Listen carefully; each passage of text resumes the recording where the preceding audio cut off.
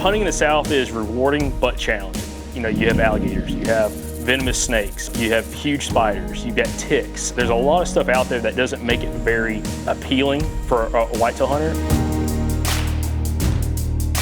Yeah, it can definitely be rough here in the South. There's a lot of things that'll poke and bite you. Yeah, it can be tough. There's just a lot of briars, shrubs, bushes, thick pines that, you know, at times some of those pines can be so thick you just about got to get down on your hands and knees to crawl through them. It's like figuring out a giant puzzle with this animal he's the master of his environment. He lives in formidable terrain. He lives in habitat that's hard to access, and he's just hard to hunt. You have to be mentally tough enough, especially if you're hunting on public land or high pressure private land, to overcome those failures to have that success. And that's the mindset you get to go out there. If you're gonna fail, you're gonna fail 90% of the time, maybe 95% of the time. So you're really trying to set up for that 5 to 10% success rate. And when you do that, again, it's extremely rewarding. We've all experienced like that adrenaline dump, just the feeling of knowing that you figured it out and you were able to go out there and make something happen and hunt that deer and get him on his terms. Like there's no feeling like that, you know, the accomplishment that you get from that. Started to go out that way.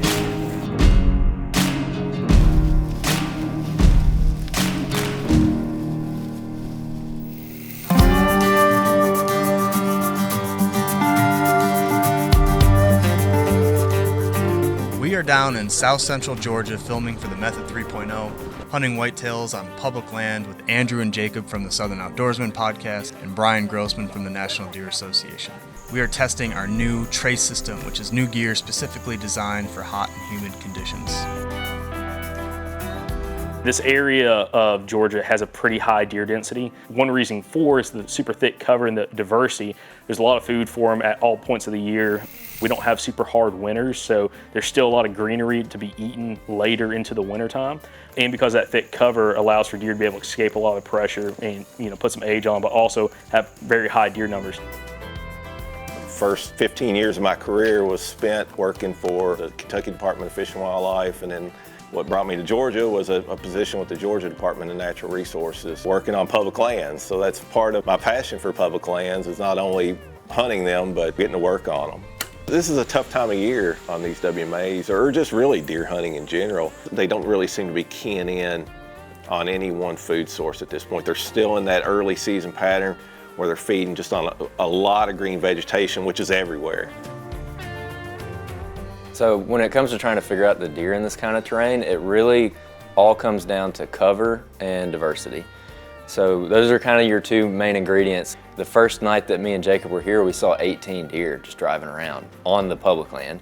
And since then, I drove in and out yesterday and didn't see a single deer. And so they've been reacting to this pressure. You know, there's more road traffic, and to avoid that, they're going to go into that really thick cover. No, but I wouldn't park on top of them. Go up there. Once you try to start figuring it out, it's exciting because, again, you're hunting such thick cover. A lot of times you don't see those deer until they're well within bow range. So it's not one of those things like you're not doing an observation sit per se a lot of times. By the time you see that deer, you know, you should be grabbing your bow and getting ready to get drawn.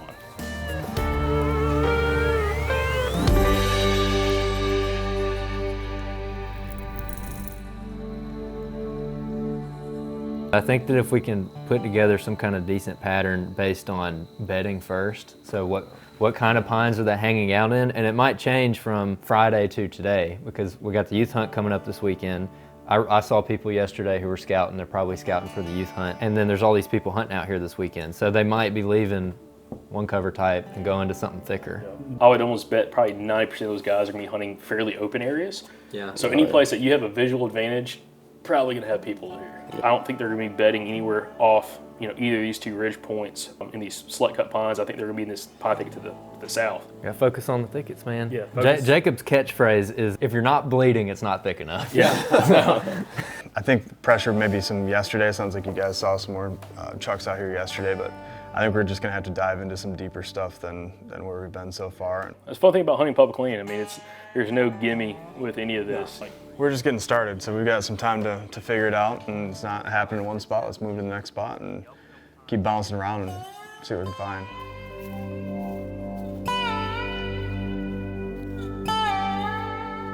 When you're hunting public land, particularly here in the South. You know, you do have to go in with realistic expectations. Again, you're not hunting premium private land that's managed, that the pressure's managed, and the habitats, well, the habitat is managed some here, but not, you know, you're not hunting over manicured food plots or anything. So you're not going to see a deer every sit out there.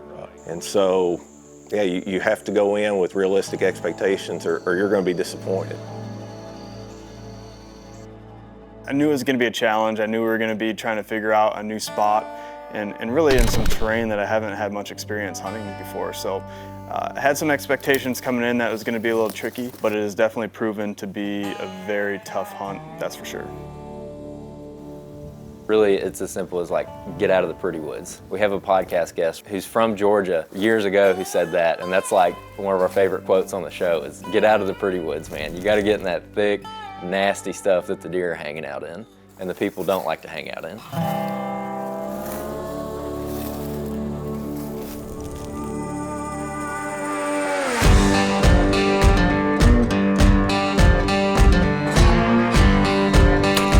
Welcome back, everybody, to another video in our mapping series here at Southern Outdoorsmen. I'm Andrew Maxwell. This is Jacob Myers, the ginger bow hunter, as you can see from his red hair. Southern Outdoorsmen officially started in 2017. I'd known Jacob for a couple years at that point, and we just felt like a lot of deer hunting media was really heavily focused on the Midwest. The South, when it comes to outdoor media, isn't portrayed in the way that's relatable to 95% of the Southern hunters. And there's some people who are doing some really good stuff, making some great content, but it frankly just doesn't apply at all down here. There are thousands of people that want that information and they're not currently getting it, and that's what we're trying to figure out. It's not from our experience that we're trying to share on the podcast, it's trying to interview people and interview successful hunters in the Southeast that are willing to share information to help us all become better whitetail hunters and better woodsmen. And we focus heavily on woodsmanship, where you're gonna go out and you're gonna hunt the deer, you're gonna find the deer, you're gonna find sign and know what you're looking at and understand what you're looking at. And not just, hey, get in this tree to kill a deer or whatever, which is how a lot of us grew up. It's how I grew up. You just kind of get put in a spot and you don't really know why you're there. We want our listeners to understand why they're in that spot, why the deer is coming through. Why did this work or why did this not work? And continue to ask the question why, and that's how you're going to start building answers of what's going to help you be more successful. We're sitting off the tip of a thick hardwood ridge that we've witnessed in the last few years, a lot of bucks bedding on. Jacob's my best friend, and so being able to go out and hunt with him and then discuss it with him on the podcast, there's just like a lot of passion there, where, you know, we're both die-hard deer hunters. This is like what we do, this is what we like to do, and that transfers over to the podcast really well.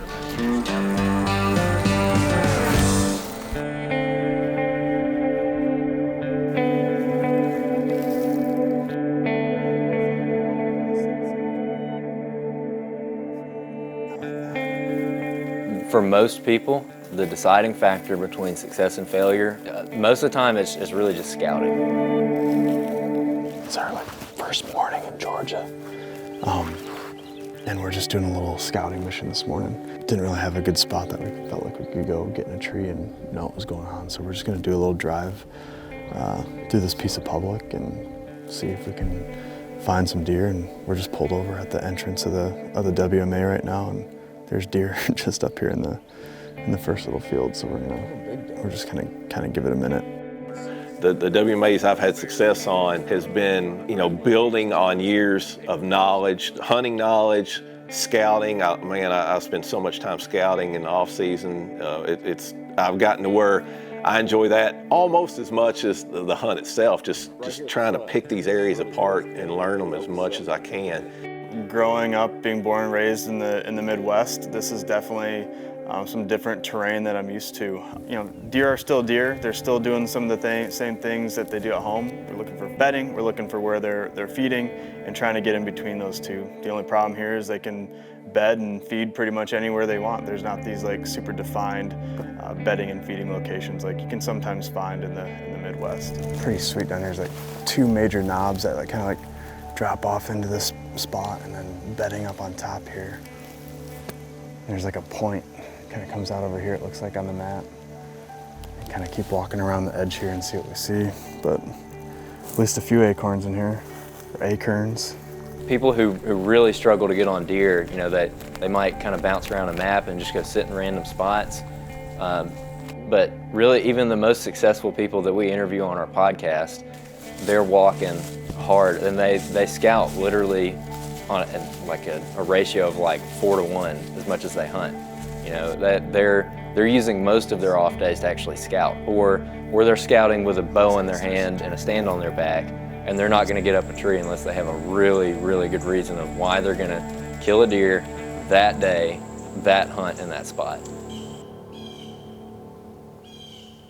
All right, we're just getting settled in up in the tree, and we picked the one that was going to give us the best opportunity for a shot with the wind. So I'm hoping they come out of this bedding above this vine cut over up top, and I don't know, it seems like the best sign that we've seen since we've been here in terms of trails and crossings and fresh tracks, and finally found some droppings, all that kind of stuff. So feeling pretty good about this spot now.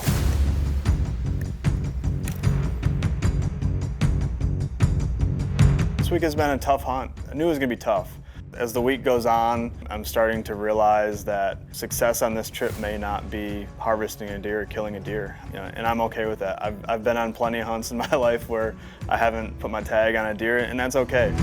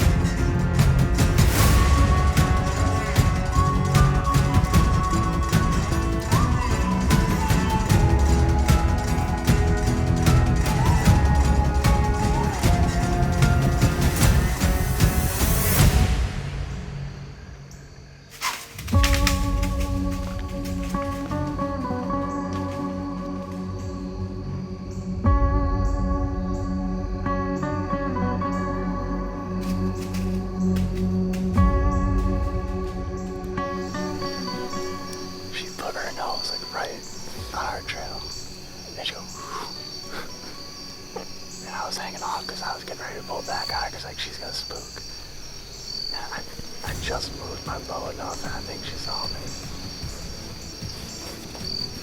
Kind of came where we weren't expecting him to come from.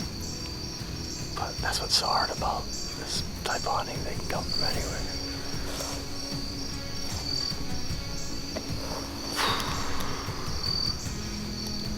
Well, we're in bow range of multiple deer, so I can't be mad about that, but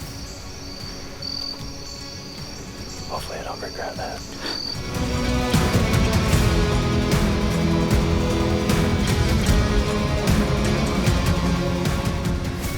Just got one of the best text messages you can get when you're hunting with buddies. Just got a text that Andrew just shot a buck, so it's awesome, man. We're just gonna sit tight, waiting to hear back from him how the shot looked.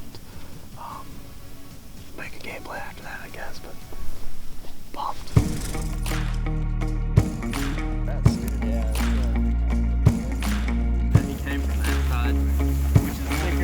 I started to go out that way and turned around.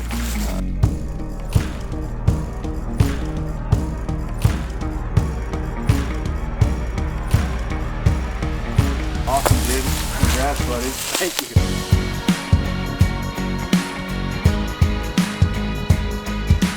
First Lite is definitely looking to be able to provide the products that the southern deer hunter is looking for. It's different than the Midwest, it's different than the Northeast, it's different than the West. There's materials here that maybe work better for the conditions that they hunt with. So we're trying to really find, through testing and through feedback from people like Andrew and Jacob and others in the South that are using our stuff, what types of products work best down here. We all love whitetail hunting, okay? But nobody likes to go in the woods and get skunked every single time, because again, it's not a cakewalk down here in the Southeast, especially if you're hunting pressured whitetails. And that's something that we kind of deal with, is hunting pressured whitetails. And it's that failure really does enhance the success of when you can put it all together. The thing that keeps me coming back is, as one of our favorite podcast guests said it, failure is the seasoning of success. It's hard, but that's why we like to do it. It's because it's hard.